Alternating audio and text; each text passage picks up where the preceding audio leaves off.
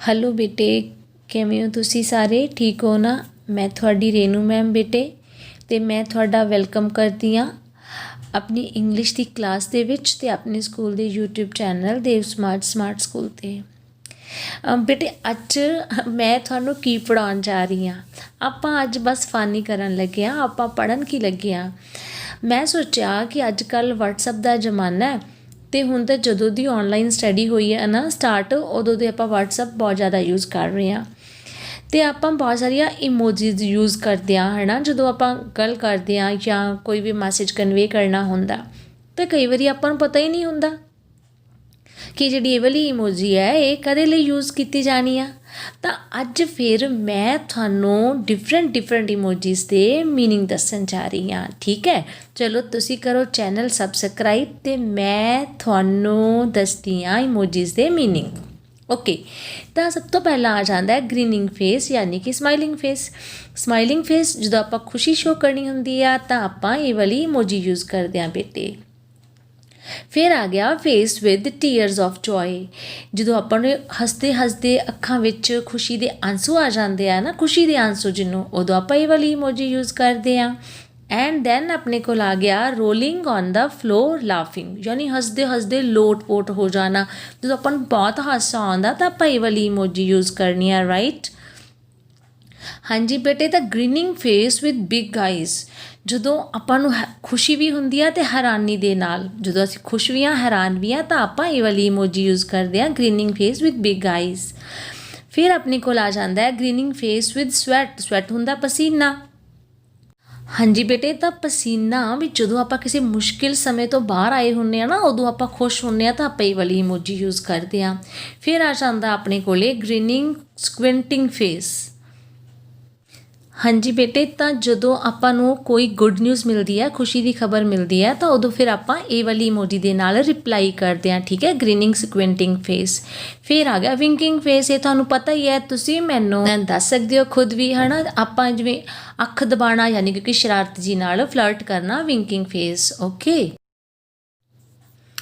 हाँ जी बेटे, तो हुण आ गया फेस सेवरिंग फूड, यानी कि जो आपां नूं बहुत लजीज बहुत टेस्टी खाना साडे सामने आ जाता तो अपनी इवें जीभ जी बाहर निकल जाती है ना स्वाद फूड नूं देख के, बस फिर यही वाली इमोजी यूज़ करनी आ।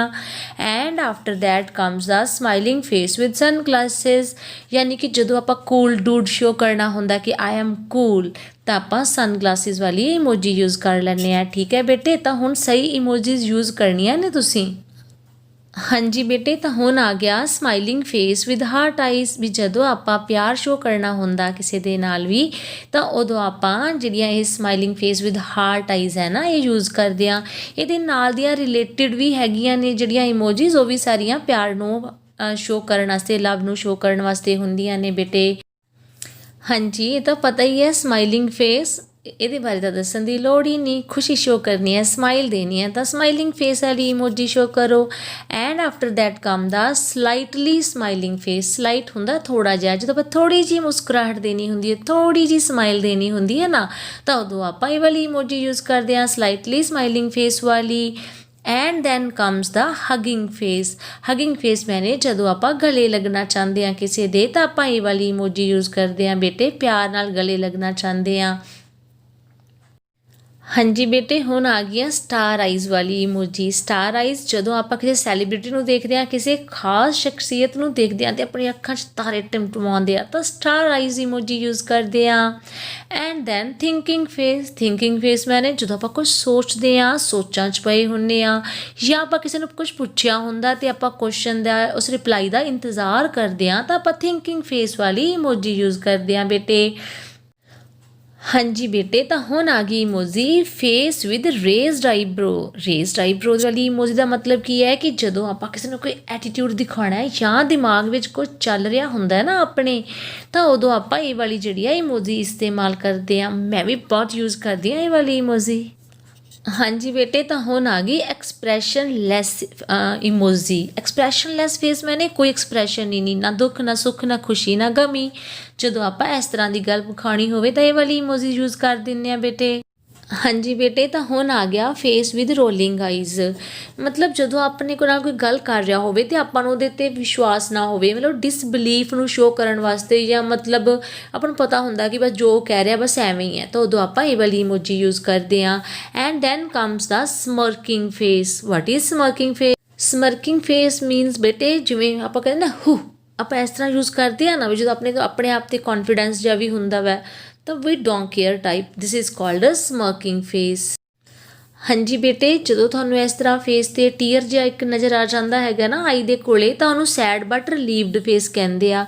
ਇਹਦਾ ਮਤਲਬ ਹੁੰਦਾ ਕਿ ਮੈਂ ਸੈਡ ਤਾਂ ਹੈਗਾ, ਲੇਕਿਨ ਸ਼ੁਕਰ ਹੈ ਕਿ ਮੈਂ ਉਸ ਕਿਸੇ ਪ੍ਰੋਬਲਮ ਕਰਕੇ ਸੈਡ ਸੀਗਾ, ਲੇਕਿਨ ਉਸ ਪ੍ਰੋਬਲਮ 'ਚੋਂ ਬਾਹਰ ਆ ਗਿਆ, ਤਾਂ ਸੈਡ ਸੀ but now I am relieved. ਤਾਂ ਅਸੀਂ ਇਹ ਵਾਲੀ ਇਮੋਜੀ ਯੂਜ਼ ਕਰਦੇ ਹਾਂ ਬੇਟੇ।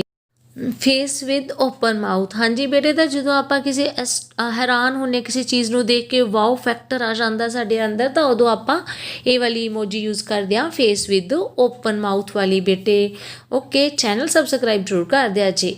ਓਕੇ, ਦੈਨ ਆ ਗਿਆ ਜ਼ਿਪਰ ਮਾਊਥ ਫੇਸ। ਤਾਂ ਜ਼ਿਪਰ ਮਾਊਥ ਫੇਸ ਦਾ ਕੀ ਮਤਲਬ ਹੈ? ਜਦੋਂ ਆਪਾਂ ਕਿਸੇ ਨੂੰ ਇਹ ਕਹਿਣਾ ਹੋਵੇ ਕਿ ਇਸ ਗੱਲ ਨੂੰ ਕਿਸੇ ਨੂੰ ਦੱਸੀ ਨਾ, ਸੀਕ੍ਰੇਟ ਰੱਖੀ, ਜਾਂ ਆਪਾਂ ਕਿਸੇ ਨੂੰ ਚੁੱਪ ਰਹਿਣ ਲਈ ਕਹਿਣਾ ਹੁੰਦਾ, ਤਾਂ ਆਪਾਂ ਜਿਹੜਾ ਇਹ ਜ਼ਿਪ ਵਾਲਾ ਮਾਊਥ ਹੁੰਦਾ ਨਾ, ਇਹ ਵਾਲੀ ਇਮੋਜੀ ਯੂਜ਼ ਕਰਦੇ ਹਾਂ ਬੇਟੇ।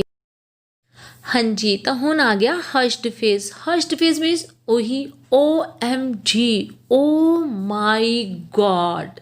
ਜਦੋਂ ਇਹ ਕਹਿਣਾ ਹੋਵੇ ਤਾਂ ਆਪਾਂ ਇਹ ਵਾਲੀ ਇਮੋਜੀ ਯੂਜ਼ ਕਰਨੀ ਆ ਬੇਟੇ। This emoji is so simple. Tired face, ਯਾਨੀ ਕਿ ਥਕਾਵਟ ਸ਼ੋ ਕਰਨੀ ਹੈ, ਤਾਂ ਆਪਾਂ ਇਹ ਵਾਲੀ ਇਮੋਜੀ ਯੂਜ਼ ਕਰਦੇ ਹਾਂ, ਟਾਇਰਡ ਫੇਸ ਵਾਲੀ, ਰਾਈਟ। ਨੈਕਸਟ ਵੀ ਤੁਹਾਨੂੰ ਪਤਾ ਹੀ ਹੈ, ਨੈਕਸਟ ਹੈਗਾ ਸਲੀਪਿੰਗ ਫੇਸ। ਜਦੋਂ ਕਿ ਆਪਾਂ ਨੂੰ ਨੀਂਦ ਆਉਂਦੀ ਹੁੰਦੀ ਆ, ਤਾਂ ਆਪਾਂ ਇਹ ਵਾਲੀ ਇਮੋਜੀ ਯੂਜ਼ ਕਰਦੇ ਹਾਂ। And then comes the face with tongue. ਇਸ ਦਾ ਕੀ ਮਤਲਬ ਹੈ? ਮਤਲਬ ਜਦੋਂ ਆਪਾਂ ਕੋਈ ਸ਼ਰਾਰਤ ਜੀ ਸ਼ੋਅ ਕਰਦੇ ਹਾਂ ਨਾ, ਤਾਂ ਸ਼ਰਾਰਤ ਜੀ ਸ਼ੋਅ ਕਰਨ ਵਾਸਤੇ ਮਿਸਚੀਵੀਅਸ ਜਿਹਾ, ਤਾਂ ਆਪਾਂ ਫੇਸ ਵਿਦ ਟੰਗ ਸ਼ੋਅ ਕਰਦੇ ਹਾਂ। ਹਾਂਜੀ ਬੇਟੇ, ਤਾਂ ਹੁਣ ਆ ਗਿਆ ਵਿੰਕਿੰਗ ਫੇਸ ਵਿਦ ਟੰਗ, ਯਾਨੀ ਕਿ ਸ਼ਰਾਰਤੀ ਵੀ ਆ, ਮਤਲਬ ਬਹੁਤ ਜ਼ਿਆਦਾ ਐਕਸਟ੍ਰੀਮਲੀ ਜਦੋਂ ਆਪਾਂ ਸ਼ਰਾਰਤ ਸ਼ੋਅ ਕਰ ਰਹੇ ਹਾਂ, ਤਾਂ ਮਤਲਬ ਉਹ ਇਸ ਤਰ੍ਹਾਂ ਆਪਾਂ ਵਿੰਕਿੰਗ ਫੇਸ ਵਿਦ ਟੰਗ ਯੂਜ਼ ਕਰਦੇ ਹਾਂ। ਦੈਨ ਹਾਂਜੀ ਬੇਟੇ, ਫਿਰ ਆ ਗਿਆ ਡਾਊਨਕਾਸਟ ਫੇਸ ਵਿਦ ਸਵੈਟ। ਇਹਦਾ ਮਤਲਬ ਹੈਗਾ ਜਦੋਂ ਆਪਾਂ ਬਹੁਤ ਮਾਯੂਸ ਹਾਂ, ਨਿਰਾਸ਼ ਹਾਂ, ਸਟਰੈਸ ਵਿੱਚ ਹੁੰਦੇ ਹਾਂ ਨਾ, ਤਾਂ ਉਦੋਂ ਇਹ ਵਾਲੀ ਇਮੋਜੀ ਯੂਜ਼ ਕਰਦੇ ਹਾਂ। ਦੈਨ ਕਮਸ ਦਾ ਕਨਫਿਊਜ਼ਡ ਫੇਸ। ਕਨਫਿਊਜ਼ਡ ਮੈਨੇ ਪਤਾ ਹੀ ਨਹੀਂ ਹੈ ਕਿ ਕੀ ਕਰਨਾ ਕੀ ਨਹੀਂ ਕਰਨਾ, ਦੈਨ ਆਪਾਂ ਇਮੋਜੀ ਯੂਜ਼ ਕਰਦੇ ਹਾਂ। ਹਾਂਜੀ ਬੇਟੇ, ਤਾਂ ਨੈਕਸਟ ਆ ਗਿਆ ਆਪਣੇ ਕੋਲੇ upside down face. Upside down face ਹੁੰਦਾ ਹੈ ਕਿ ਜਦੋਂ ਆਪਾਂ ਕਿਸੇ ਦੇ ਨਾਲ ਕੋਈ ਜੋਕ ਕਰ ਰਹੇ ਹਾਂ, ਮਜ਼ਾਕ ਕਰ ਰਹੇ ਹਾਂ, ਤਾਂ ਅਗਲਾ ਉਸਨੂੰ ਸੀਰੀਅਸਲੀ ਲੈ ਲੈਂਦਾ ਹੈਗਾ, ਤਾਂ ਉਸ ਚੀਜ਼ ਨੂੰ ਸ਼ੋਅ ਕਰਨ ਵਾਸਤੇ ਆਪਾਂ ਅਪਸਾਈਡ ਡਾਊਨ ਵਾਲਾ ਫੇਸ ਵਾਲੀ ਇਮੋਜੀ ਯੂਜ਼ ਕਰਦੇ ਹਾਂ।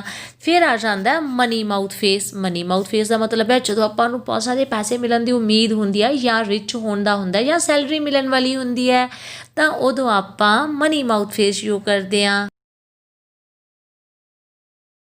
ਫਿਰ ਆ ਗਿਆ ਆਪਣੇ ਕੋਲੇ ਐਸਟੋਨਿਸ਼ਡ ਫੇਸ, ਯਾਨੀ ਕਿ ਹੈਰਾਨੀ ਸ਼ੋਅ ਕਰਨ ਵਾਸਤੇ। ਵੈਨ ਵੀ ਆਰ ਐਸਟੋਨਿਸ਼ਡ, ਮੈਂ ਹੈਰਾਨ ਹਾਂ, ਤਾਂ ਉਸ ਸਮੇਂ ਆਪਾਂ ਐਸਟੋਨਿਸ਼ਡ ਫੇਸ ਵਾਲੀ ਯੂਜ਼ ਕਰਾਂਗੇ emoji.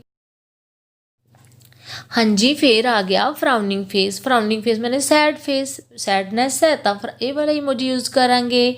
And then come the confounded face. Confounded face ਕੀ ਹੁੰਦਾ? ਜਦੋਂ ਆਪਾਂ ਦੁਖੀ ਹੁੰਦੇ ਹਾਂ ਜਾਂ ਆਪਣੇ ਆਂਸੂ ਛਿਪਾਉਂਦੇ ਹਾਂ ਨਾ, ਤਾਂ ਉਸ ਸਮੇਂ ਆਪਾਂ ਇਹ ਵਾਲੀ ਇਮੋਜੀ ਯੂਜ਼ ਕਰਦੇ ਹੈਗੇ ਹਾਂ ਬੇਟੇ, ਕਨਫਾਊਂਡਡ ਫੇਸ ਵਾਲੀ। And then after comes the disappointed face. Disappointment ਦਾ ਮਤਲਬ ਵੀ ਨਿਰਾਸ਼ਾ ਹੋਣਾ। ਜਦੋਂ ਅਸੀਂ ਨਿਰਾਸ਼ ਹੁੰਦੇ ਹਾਂ, ਦੁਖੀ ਹੁੰਦੇ ਹਾਂ ਨਾ, ਉਦੋਂ ਆਪਾਂ ਇਹ ਵਾਲੀ ਇਮੋਜੀ ਯੂਜ਼ ਕਰਦੇ ਹਾਂ ਬੇਟੇ, ਡਿਸਅਪੁਆਇੰਟਡ ਫੇਸ ਵਾਲੀ।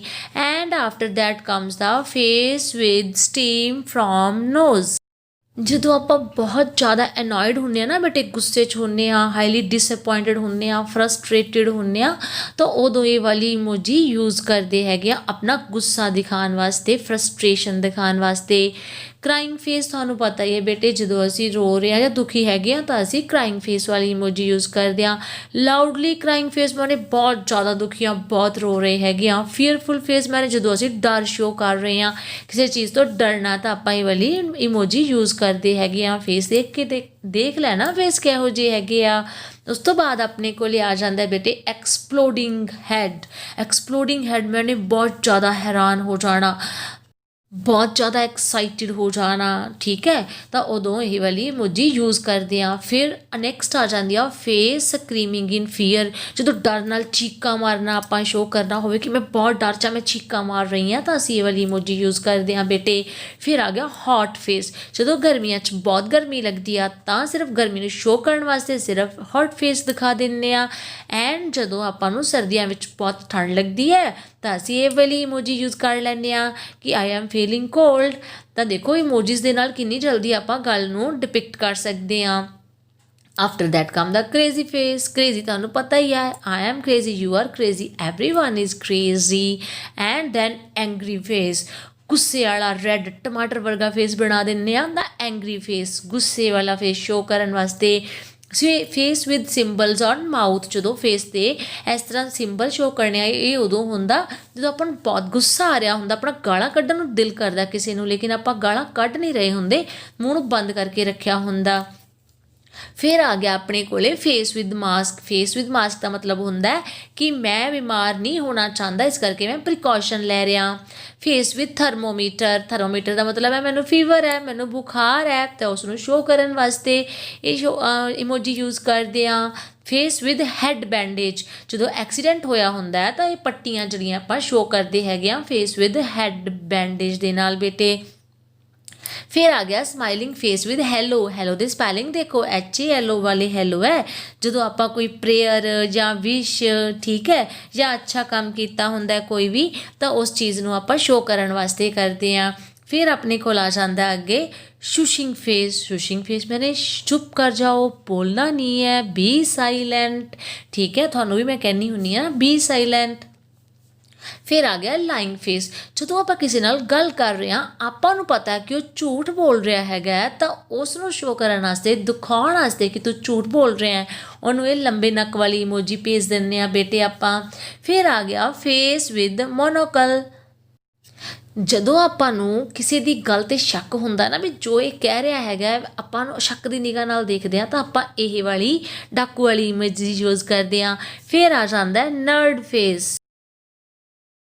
ਨਰਡ ਫੇਸ ਦਾ ਮਤਲਬ ਹੈ ਜਦੋਂ ਆਪਾਂ ਆਪਣੀ ਇੰਟੈਲੀਜੈਂਸ ਸ਼ੋਅ ਕਰਨੀ ਹੁੰਦੀ ਹੈ ਕਿ ਆਈ ਐਮ ਇੰਟੈਲੀਜੈਂਟ, ਤਾਂ ਉਦੋਂ ਆਪਾਂ ਇਹ ਸਪੈਕਸ ਵਾਲੀ ਜਿਹੜੀ ਆ ਇਮੋਜੀ ਯੂਜ਼ ਕਰਦੇ ਹਾਂ ਬੇਟੇ। ਓਕੇ ਹਾਂਜੀ ਬੇਟੇ, ਤਾਂ ਉਮੀਦ ਕਰਦੀ ਹਾਂ ਤੁਹਾਨੂੰ ਅੱਜ ਦਾ ਟੌਪਿਕ ਇੰਟਰਸਟਿੰਗ ਲੱਗਾ ਹੋਊਗਾ, ਵਧੀਆ ਲੱਗਾ ਹੋਊਗਾ, ਥੋੜ੍ਹਾ ਡਿਫਰੈਂਟ, ਥੋੜ੍ਹਾ ਹਟ ਕੇ। ਅੱਜ ਆਪਾਂ ਪੜ੍ਹੇ ਨਹੀਂ ਬਿਲਕੁਲ ਵੀ, ਲੇਕਿਨ ਫਿਰ ਵੀ ਬਹੁਤ ਕੁਝ ਸਿੱਖ ਲਿਆ।